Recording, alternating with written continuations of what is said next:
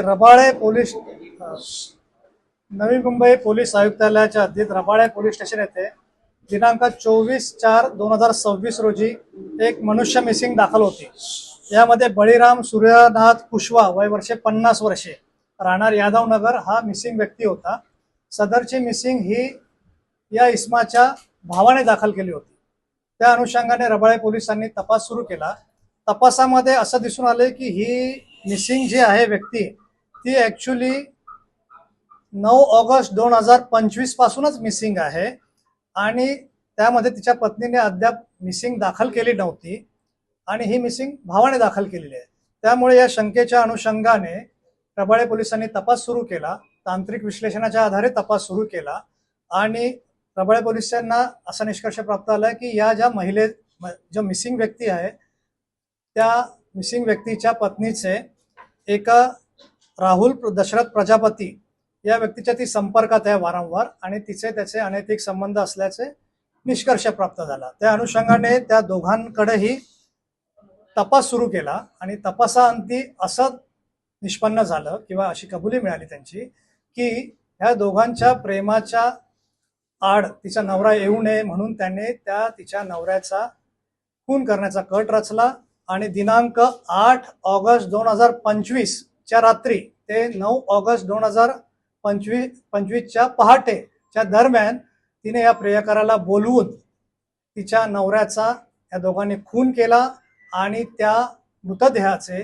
3 तुकडे करून त्या दोघांनी एका विशिष्ट ठिकाणी ते फेकून दिले आणि अशी बाब निष्पन्न झाल्यावरून रबाळे पोलिसांनी दिनांक 10 जुलै 2026 रोजी या प्रकरणी खुनाचा गुन्हा दाखल झाला।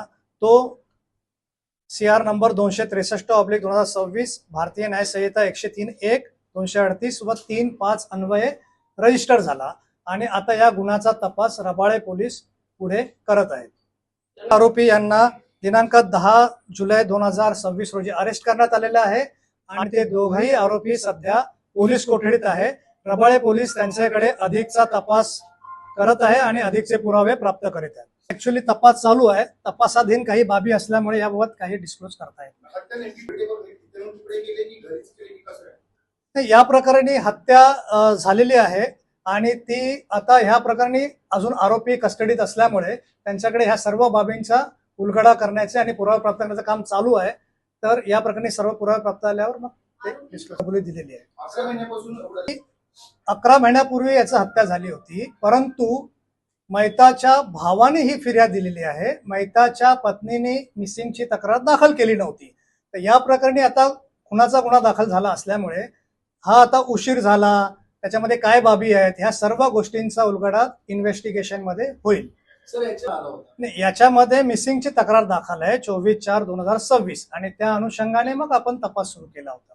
विषय येण्यासाठी आपल्याला तपास करावा लागतो आणि एका निष्कर्षापर्यंत पोहोचावं लागतं।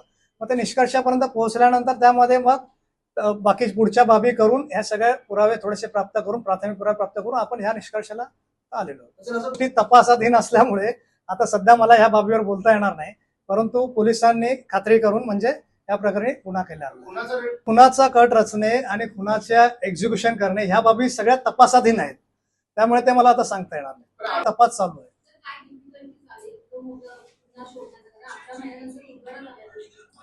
यामध्ये मुळातच तक्रार 24/4/26 ला मिसिंग दाखल झाली आणि त्यानुसार आपण सगळ्या तपास सुरू केला।